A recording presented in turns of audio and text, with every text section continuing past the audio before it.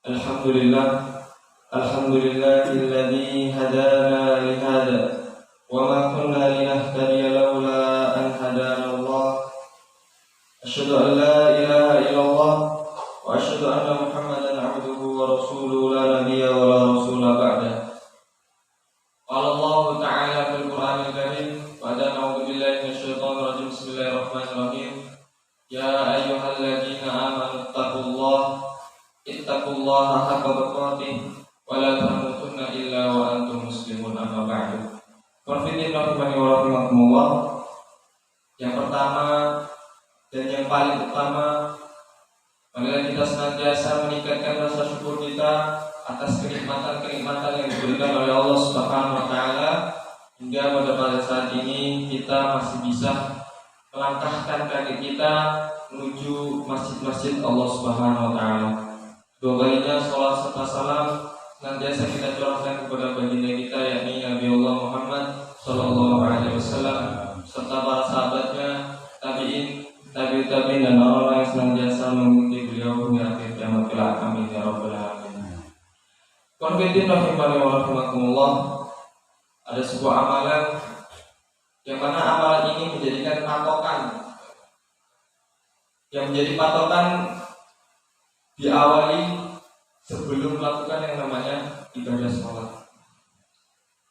Apabila amalan ini tidak sempurna, apabila amalan ini cacat, maka kedepannya sholatnya pun bisa jadi tidak sah. Amalan apakah itu? Yaitu adalah amalan wudu.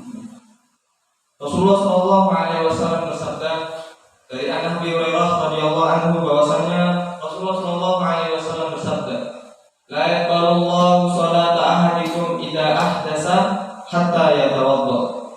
Bahwasanya dari Abu Hurairah, Rasulullah Shallallahu Alaihi Wasallam bersabda, Allah tidak menerima sholat seorang hamba kecuali seorang tersebut telah melakukan yang namanya berwudu.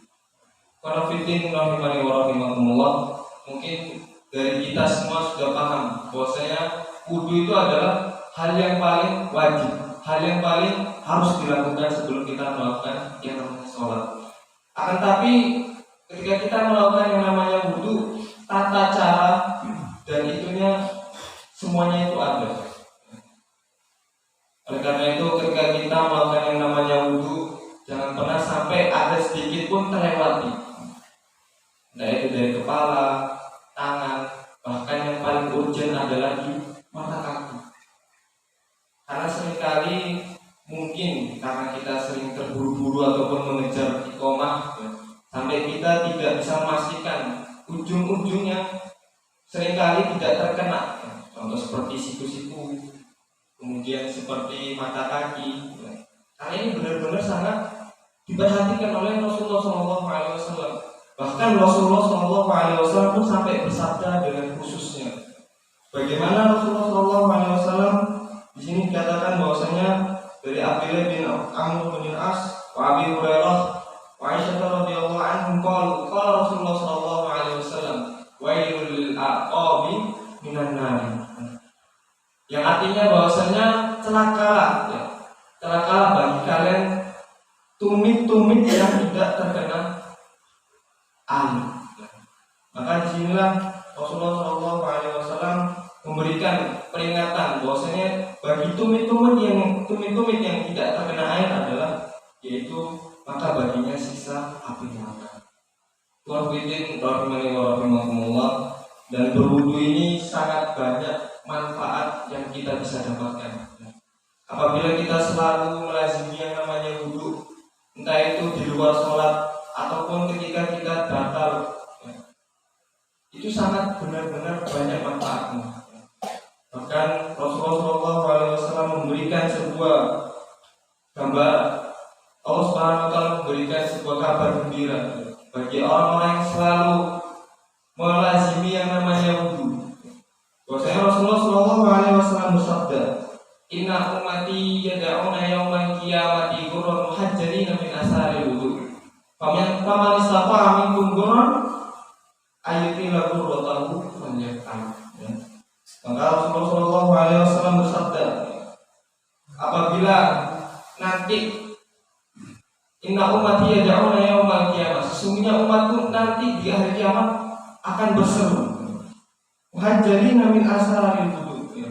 Maka pada saat itu tangan mereka, wajah mereka, kemudian seluruh anggota tubuh mereka yang biasa terkena bekas-bekas wudu, wahajjalina min asaril wudu faman istata'a minkum dhurran ayyutila dhurratahu.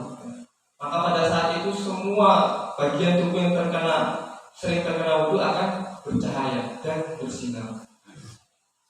Itulah salah satu keutamaan orang yang berwudu. Bahkan Rasulullah SAW pada zaman dahulu, salah seorang sahabat sampai-sampai orangnya belum masuk surga, akan tapi sandarnya sudah sampai surga dulu. Maka pada saat itu Rasulullah SAW terheran kepada salah seorang sahabat yang bernama Bilal. Wahai Bilal, amalan apa yang menjadikan terompahmu itu sudah masuk surga dulu, sedangkan kamu aja masih di dunia? Ketika ia dipikir, Bilal, nggak ada wahai Rasulullah, amalan saya ya seperti ini aja. Gak mungkin ya. Pasti kamu memiliki amalan yang khusus, amalan yang andalan, yang menjadikan terompahmu ini sudah aku dengar ada di surga.